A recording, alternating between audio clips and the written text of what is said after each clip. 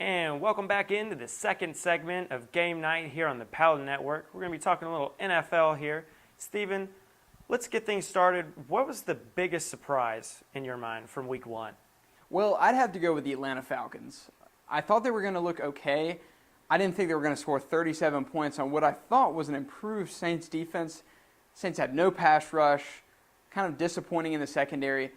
But I think people are now reminded that the Falcons have two amazingly legitimate weapons in Roddy White, Julio Jones, that I think can match up with any corners in the NFL, including the guys up in Seattle, including the guys in San Francisco. Doesn't matter. I think that's an explosive offense. I was surprised at how efficient Matt Ryan played, though.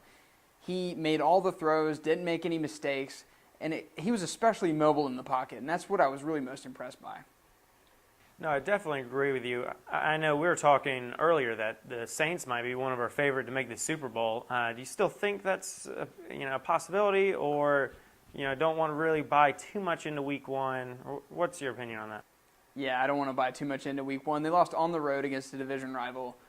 I'd be a little more concerned if they lose this week at Cleveland, which I don't think is going to happen. Right. I think Breeze is going to recover nicely. He had a good game last Sunday. I think they're going to play better on defense this week, beat the Browns, and still be considered a Super Bowl contender. I think two teams in the NFC that lost last week are still legitimate Super Bowl contenders. Nothing changed, and that's the New Orleans Saints and the Green Bay Packers. I think they're right a tier below, I think, San Francisco and Seattle, but they're contenders. And I think people need to realize that even if you lose your first game of the season, it's nothing to overreact to.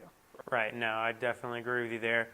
I think my biggest surprise are going to be on two teams that perform, way better than expected. Honestly, maybe thought to be the worst teams in the league, the Buffalo Bills and the Cleveland Browns.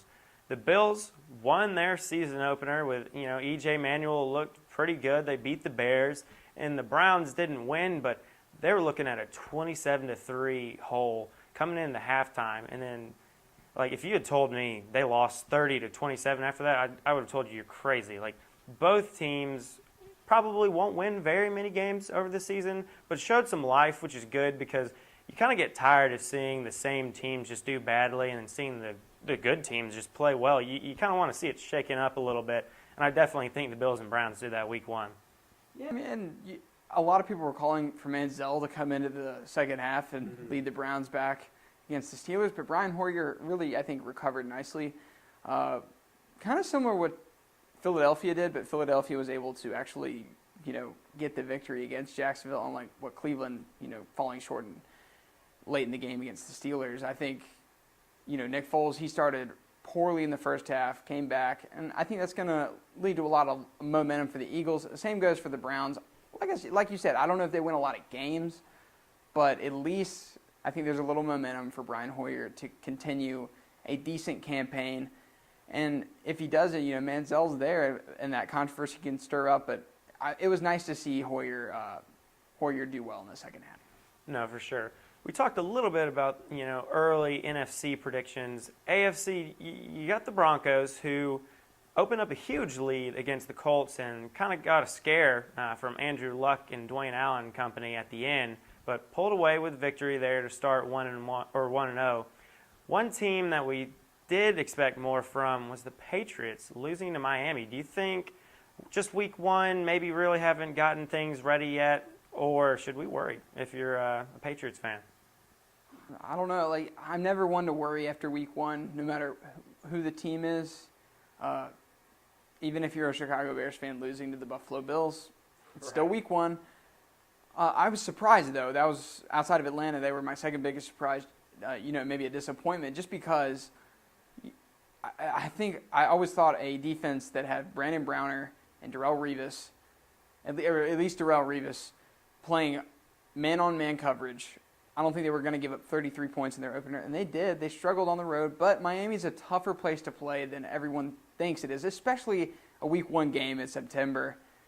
The conditions are actually pretty hard to play in because it is so hot that time of year, a 1 o'clock game, like I said. I'm not one to put a lot of stock, but I was disappointed in the defensive effort, giving up that many points in your opening week when you have this new revamped defense with even more solid players. They upgraded instead of having keep the lead play cornerback, they have Darrelle Revis now, who's considered the best defensive back in the game. It was a disappointing effort.